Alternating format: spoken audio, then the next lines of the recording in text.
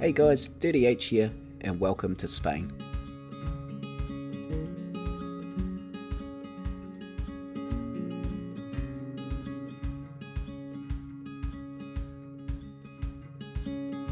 So how you doing guys? You good? I hope you guys are sitting back somewhere comfy, because this episode is a cracker and we do a really huge amount of varied work. We put in heaps more Spanish style buildings, we put in a church, we put in hotels, we add a marina, we add ferry stops and bus stops and train stations and whoo! Need a cup of tea and a lie down. So it's coming thick and fast in this episode. And I want to start with this road right here. We had to put this ferry stop in to reach the airport in the last episode, and I want to put a more official road in here so that we can have a bus line that runs down to the ferry from the middle of our Ronda base town. And before we go any further with the detailing of this road, apart from a few rocks as cliffs, I want to get this bus hub / station in here down over where I'm going to put the train station eventually.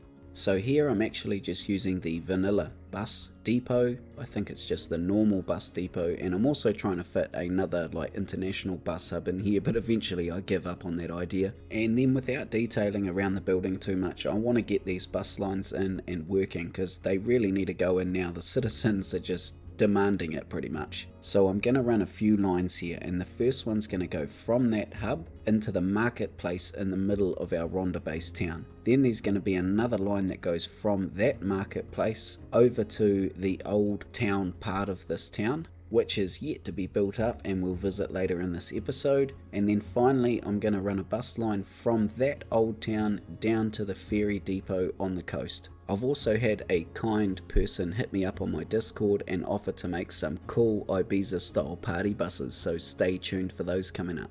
But for now I'm just using the vanilla bus, but I am very tempted to go onto the workshop and at least download a couple of more appropriate buses. I don't have any bus lines in any of the other cities, because this is by far the biggest city in the series so far, so it probably makes sense to go and get a couple of Spanish style buses maybe. If any of you guys know of any good ones, please link me in the comments, I'd love that. So now there's one thing I've got to move on to that I was really rather hoping to leave as long as I could, but I just can't leave it any longer. I've got to put the train station in here, because the only way for people to get from Borgovino up here to this Ronda base town is to walk or drive at the moment, and the roads are just chocker with cars, and I want them off the road, especially that real flowery looking VW thing, my god. But anyway, I'm using Ernesto's Lugo style train station here, the Spanish based one, which looks really good. It's very simple, it's not overdone, and I'm not going to detail this at all at the moment. We'll come back to this in a later episode. But once that train station's in, I can finally set up the line that goes from Gotsberg through to Borgovino and then finally through to this Ronda base town. And I hate calling it Ronda base town, so if somebody can come up with a bloody name, please do. I'm hoping that I can capture a really cool train ride through all of these little towns eventually, and getting this line set in kind of creates an awesome sense of achievement for me. I remember chatting about this particular line with Teddy Radko in my Discord probably about 6 or 7 months ago, and just how awesome it was, and to finally have this plumbed up through the 3 towns feels pretty good. Obviously choosing the correct train is an issue, but I've just gone with this sort of Swiss or Austrian looking one.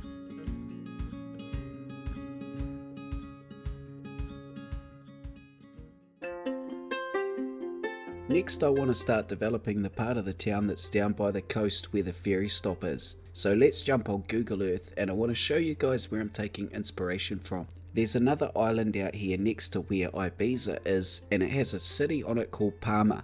And along the coast here, there's lots of marinas and beautiful hotels, and I just thought this was a really nice contrast and a different part of Spain than what we've been visiting at the moment, or rather what we've been building. And I want to add this into the town because I don't want a ferry stop in the middle of a whole lot of paddocks. It just doesn't really make any sense. There would be some sort of urbanization around the stop. And rather than go with what we've got already in the town, I thought something different like this could be perfect. So back in game I build a little wee roundabout and then a road that comes off and down to a car park on a marina, and then the other road that comes off the roundabout just carries along the coast about another 400 or 500 meters. Then I can start adding in these awesome hotels from High Explosive Serenade, and they'll get placed right along this road all the way to the boat ramp at the far end. There's a more built up or substantial block directly in front of the ferry depot, and this includes a few services like a police station and a fire station.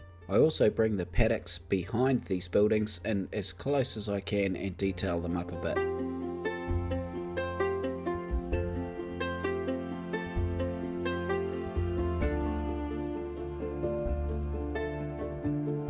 So while we're making good progress here, let's push on up the train line towards the first road we put in this episode and carry on detailing. And nature is the call here. I'm putting in grass where I think it would be appropriate, so around these pillars where it's shady but gets a good amount of rain and sun, there's going to be grass growing. Sounds crazy, right?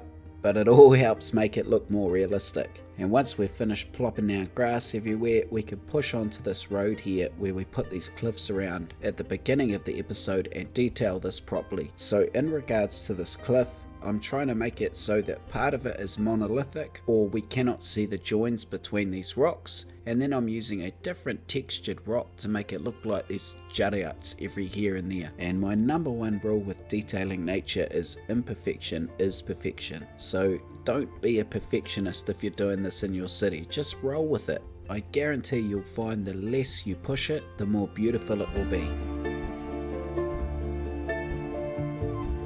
So thanks to our train station that we put in earlier, this road coming over the viaduct is significantly slower in terms of traffic flow. But I still need to do something with this road, and in real life there is a roundabout in this sort of area of Ronda, so I'm going to do that here. It makes sense too. And then one of the roads running off this roundabout is going to go up and into the old town, and we're going to have another sort of dirt or gravel style road run into the roundabout that services the more rural area. And initially I wanted to make all of this part here where I'm making these roads into part of the old town. So you'll see me start setting these roads up for the old town to be built, but eventually I look at this and realize it is way too big. It's almost 3/4 the size of the entire town, and that is just not very realistic for an old town part of any town. They're normally very small, so I've decided to turn these into paddocks eventually and then make the old town a more appropriate size. But before I can get on to building anything, I need to set this out correctly, and this is a little more difficult than a normal setup. So this part of the old town is raised up on a very particular part of a cliff, so I'm gonna try and terraform around where the old town's gonna go a little bit and install these cliffs so it looks like it's up on this sort of jutted out piece of land. And it goes without saying, but I've got to get all of this set up before I build anything. The road layout in particular here I'm trying to nail so that I don't have to move, so that includes putting another little wee roundabout in here, which is definitely not out of place for this part of the world. And with the road in the right place, I can push on to finally putting these cliffs in. And yes, I want to get these in before we build as well, because as you guys would know if you've watched the series, we build very close to these cliffs indeed. Now in terms of these cliffs in game, nothing changes from the ones we made earlier. In fact, I'm even using the same 2 rocks. Now there's a reason for this. If you use too many different types of rocks with different textures on them, they do not look like a cliff, they look like a whole bunch of rocks squeezed together. The trick is to make sure you're spinning your rocks around and not overdoing the same texture or particular side of a rock. So once I'm happy with the cliffs, I can finish this area off with the farmland and some paddocks.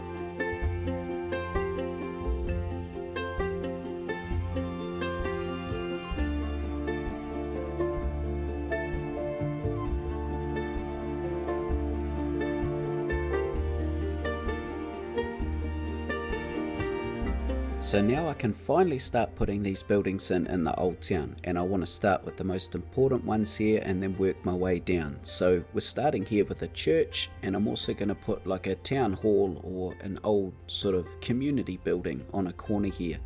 Of course, I'm still using some of the Spanish architecture that we've used in the rest of the city, But here I'm also going to use a lot more medieval looking buildings with older roofs with moss on them and things like that, just to try and make it look a little bit older. And a lot of these buildings are coming from Xerix and Armesto. And I guess the other thing I'm really trying to achieve here is to make sure that I use predominantly small buildings. We don't see many large buildings outside of churches and the community buildings we put in at the beginning, and if we could imagine viewing this city as a whole, it's going to be very important to maintain that look for the old town.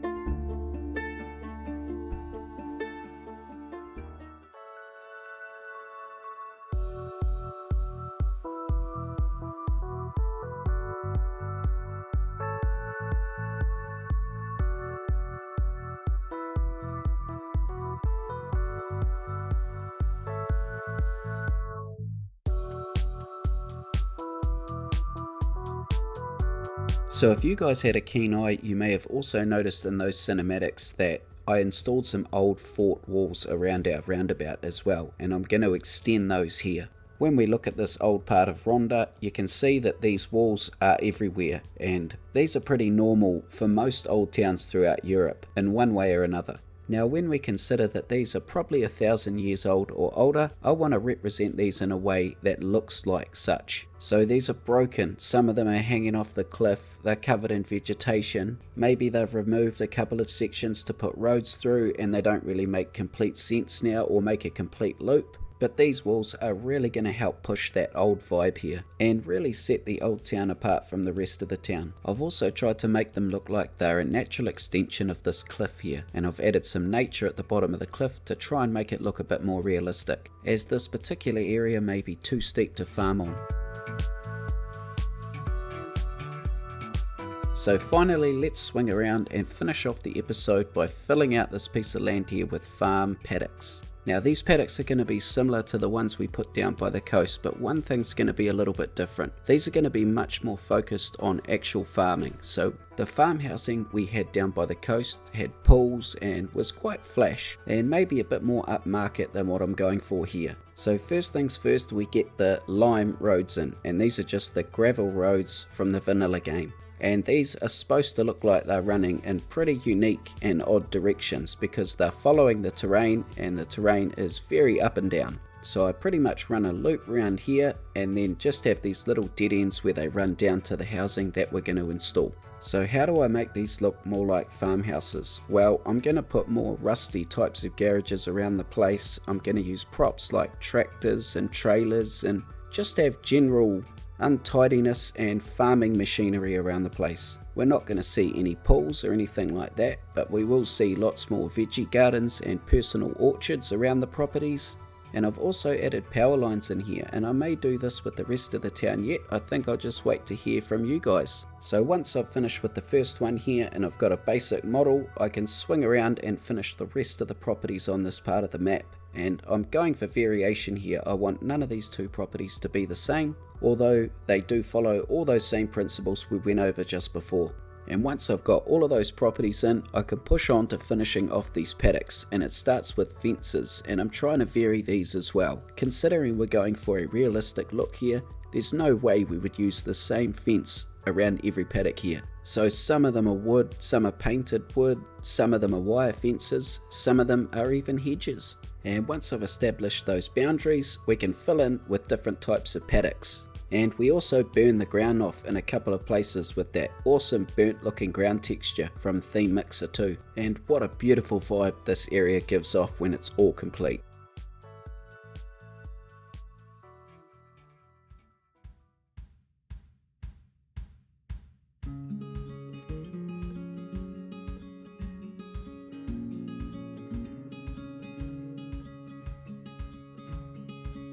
So guys, I do apologise about the short nature of this episode. I had spent so long building that I hadn't left myself enough time to edit it any longer. So I hope that every part of it was jam-packed and you enjoyed it though. I've got some really nice cinematics that we're going to go through here, so I hope you guys like those too. So at a guess, I think we've got maybe 1 or 2 at the most episodes left here in Spain, and then we're going to push on to the next one.